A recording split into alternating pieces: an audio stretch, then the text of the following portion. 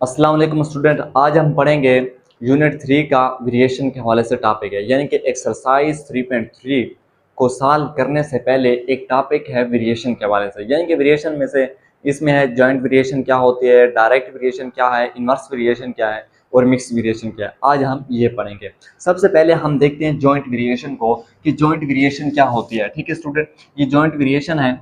Joint variation क्या है? ठीक है student, joint variation is a variation where a quantity varies directly as the product of two or more other quantities। यानी कि joint variation एक ऐसी वेरिएशन है जिसमें एक क्वांटिटी जो होती है वो वेरीज डायरेक्टली होती है as the product of two or more other quantities. यानी कि एक क्वांटिटी जो होती है वो डायरेक्टली प्रोपोर्शनल होती है product of two or more other quantities के। फॉर एग्जांपल आपके पास ये इक्वेशन है, इसमें x जो है वो डायरेक्टली प्रोपोर्शनल है प्रोडक्ट ऑफ y z। यानी कि x जो है वो एक ऐसी क्वांटिटी है जो डायरेक्टली प्रोपोर्शनल है प्रोडक्ट ऑफ वाई जेड के। ठीक है स्टूडेंट, और हम क्या करते हैं, इस साइन को हटाने के लिए इसकी जगह हम क्या लगाते हैं, के लगाते हैं। तो ये बन जाएगी आपके पास जॉइंट वेरिएशन की जो आपके पास इक्वेशन बनेगी वो बनेगी x इज इक्वल टू के वाई जेड। ये जॉइंट वेरिएशन की इक्वेशन आ गए। और इसमें जो k है वो क्या है, कांस्टेंट है। ये जो k है ये क्या है, कांस्टेंट है। ये हो गया। अब हम देखते हैं डायरेक्ट वेरिएशन। डायरेक्ट वेरिएशन क्या होता है? डायरेक्ट वेरिएशन में मेरे पास y varies directly S x हो, यानी कि y वेरीज डायरेक्टली होता है x के। यानी कि as x increase y also increase, as x decrease y also decrease।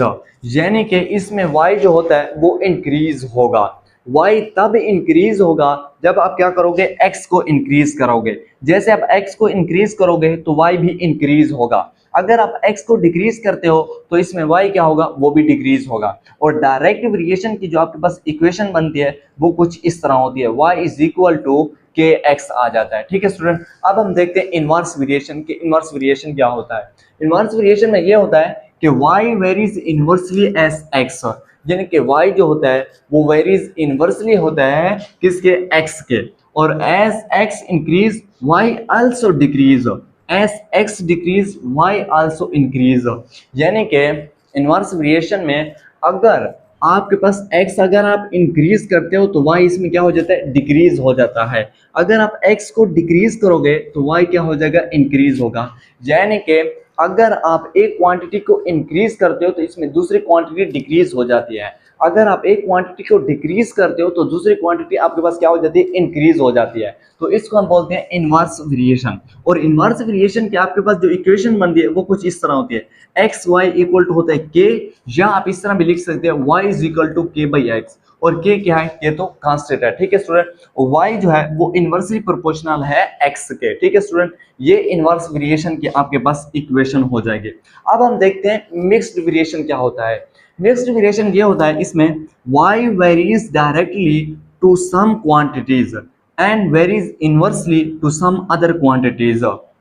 यानी कि इसमें एक क्वांटिटी जो होती है वो डायरेक्टली होती है कुछ क्वांटिटी के और इनवर्सली होती है कुछ क्वांटिटी के।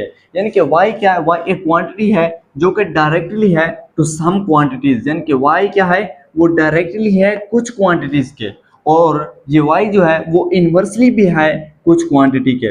और मिक्स्ड वेरिएशन की जो आपके पास इक्वेशन बनती है वो कुछ इस तरह होती है, एक्स वाई इक्वल टू के जेड होता है, या y इज इक्वल टू के जेड बाई एक्स होता है। यानी कि y जो है वो z के तो डायरेक्टली प्रोपोर्शनल है, लेकिन y इनवर्सली प्रोपोर्शनल है x के।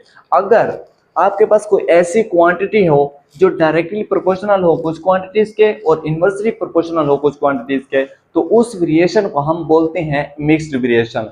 मिक्स्ड वेरिएशन में y जो होता है varies directly to some quantities and varies inversely to some other quantities होता है। और इसकी जो आपके पास इक्वेशन बनती है वो कुछ इस तरह होता है, इसमें y जो है वो डायरेक्टली है z के और y इनवर्सली है x के, और इसको हम बोलते हैं मिक्स्ड वेरिएशन।